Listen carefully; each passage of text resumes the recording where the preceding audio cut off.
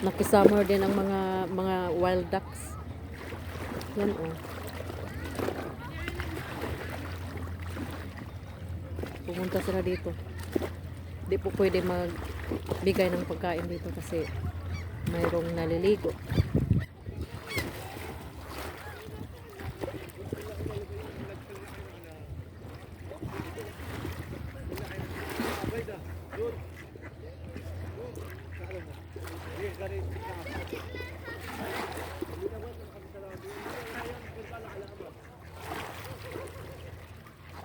Then